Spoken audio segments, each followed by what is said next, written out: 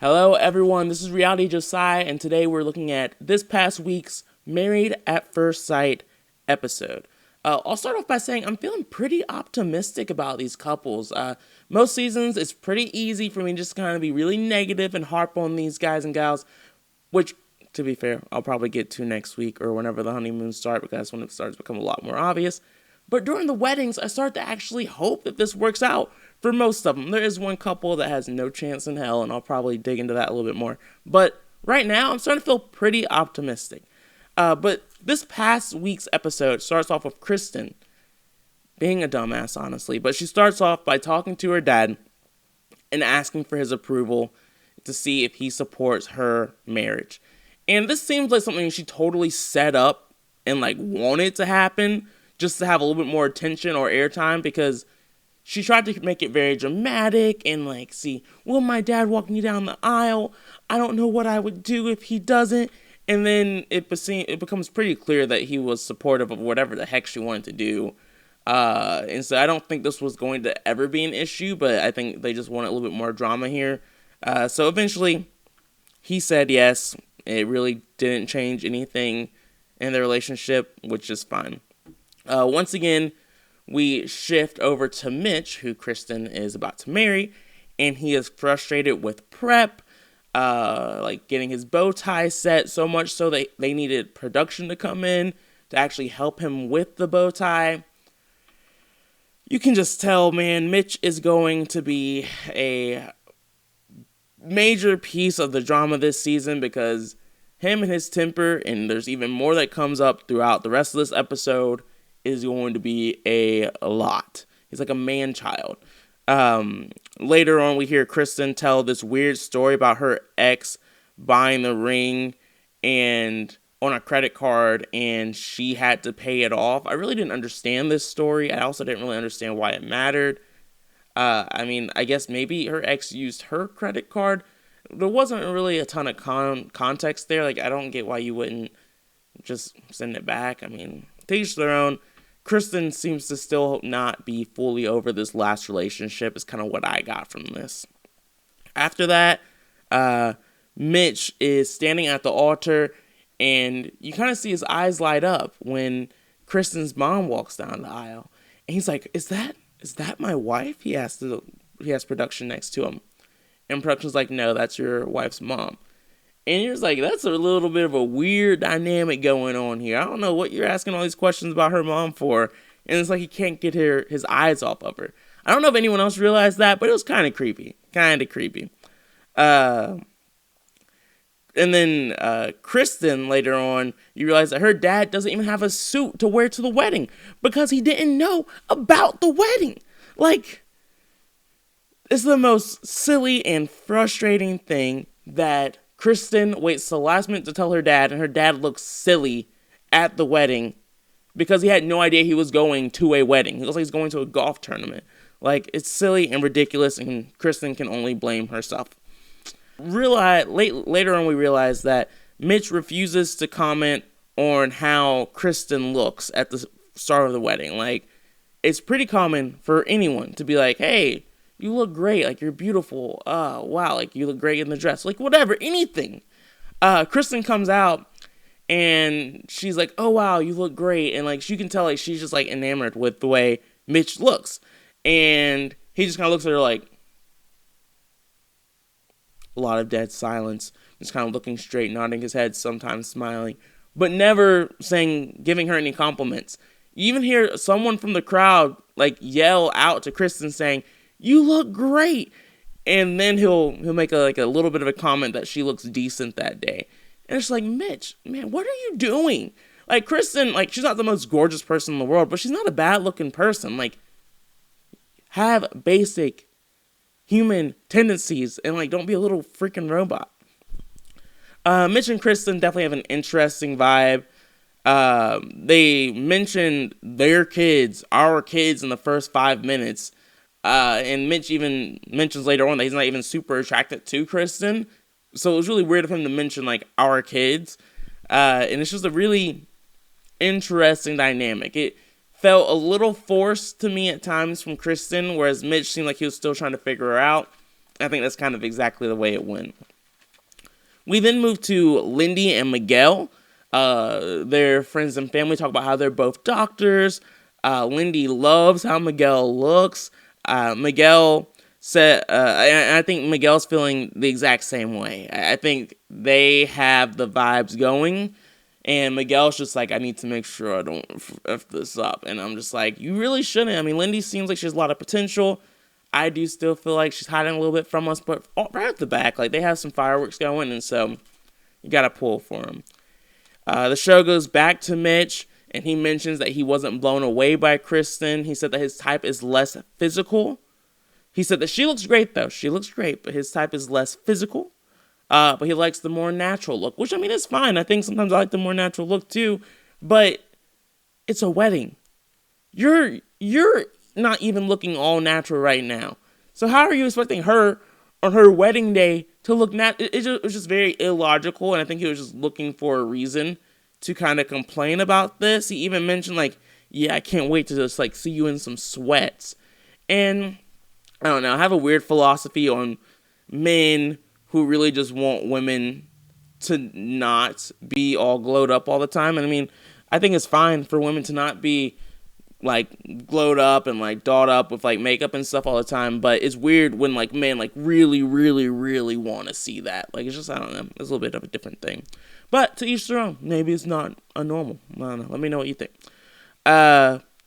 We then have Lindsey and Miguel having their first slow dance, and Lindsey mentions that she's never danced before, which is sad in so many ways. But I'm happy she was able to have this opportunity with Miguel, because he took it very well, and it was just like, all right, I'll walk you through it. You just kind of do this. And it was really nice to see. We later go back to Mitch and Kristen, where Mitch tells Kristen, like, hey, I can cause a scene if I need to. I'm not afraid to cause a scene.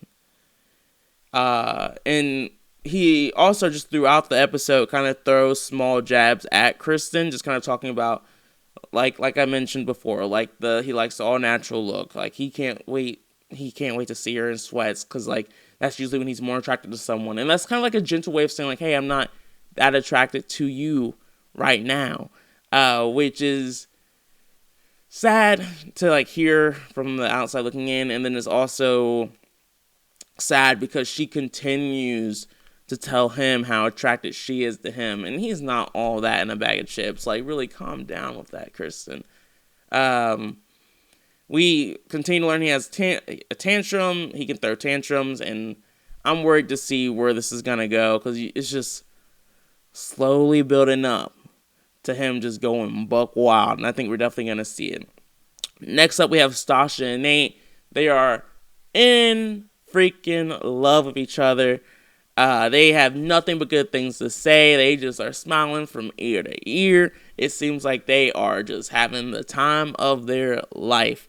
And it's good to see. I mean, I was kind of worried about them, and there are some red flags that kind of come up later in the episode, but for the most part, it seems like they're both thinking about this the right way, which is good to see. We later see Alexis and Justin, and Alexis does kind of give us some gentle hints this episode that Justin might not be man enough for her. And I think that's definitely going to be a big worry. I mean, my whole thought process is I don't believe Alexis is ready for marriage. Just once again, turning down the 3 proposals. We don't know the full stories there, so it could have made sense for all 3. But I just don't think she's ready for marriage and has unrealistic expectations, and or is just looking for a very unhealthy relationship. I mean, there's nothing wrong with like wanting like a man, like super tough guy. But I do think there's something to be said for when you have someone who has a lot in common with you, and they seem to be like a really nice person. Like, I don't know why you would automatically be like, oh, I wish they were a little bit like tougher, unless you had like a really good reason for it. I mean, I'll be curious to hear other people's ideas and thought process on that, but I don't see anything wrong with it. We then get Lindsey and Miguel, still super cute. They start just kind of like getting to know each other more. She likes his nerdy side. Like, there's just so much going back and forth here. There's still a little bit of feeling like Lindsey does speak with Miguel's sister. where Miguel's sister's like, hey, like, this needs to be real. Like, you need to be real with him. He cannot live in a fantasy world. Like, you got to keep it 100. And Lindy takes it well. They both, like, have a really good conversation where it felt very authentic and genuine, which is something that you don't really see sometimes. Sometimes you feel like one person or the other's being a little too much one way or the other, but I feel like they both handled it pretty well, which was nice. Mitch later mentions in the episode that he is in his 40s and he's never been in a serious relationship. Now, that was on purpose. That's kind of fine. But that is a serious red flag. Like, being in your 40s and you've never had a serious relationship because you knew you were not ready for one and you just weren't in the right headspace for 40 years. And then you getting married is your first real relationship. He even mentions that he doesn't believe in married at first sight. It's just like, what are you doing here, man? And like, why are they putting you on the show? I don't know. I mean, during the interview process, I did think Mitch was a really nice person, but it's awful. It is literally awful. We then see Mitch have a conversation with Kristins Mom. And Mitch mentions that how he saw her first. And he was like, is that my wife? And he was like, I was in awe of you and your beauty. And then he was like, oh, no, Kristen is my wife, though. And then Kristin's mom was like, okay, well, it's nice to know. What do you think about Kristen? And then we get a long pause from Mitch being like, yeah, I saw Kristen and like, yeah. I'm not one of those believers in Married at First Sight. And you're just like, why would you tell her mom that? Her mom's probably already kind of nervous that her daughter's heart is going to be broken again. And then you give nothing, no sort of confidence for that. I mean, you give a little bit of confidence that you might be into her, but you give no confidence to her feeling good about her daughter getting married to some random person. Definitely disappointing, and they should all be very, very concerned. We then move to Sasha and Nate. Sasha gets to meet some of Nate's female friends, and then his friend talks about game nights and how they all hang out together, and Sasha's like, hey, Nate, you might have to have less game nights. And it's kind of like an awkward silence. And I don't think Sasha's feeling this friend of Nate's. Like, Sasha's like, hey, we're not here for it. But the one thing that I did kind of appreciate is Nate kind of held his ground, and he was like, yeah, we're going to have to all play games together. And so he didn't leave his friend out to dry.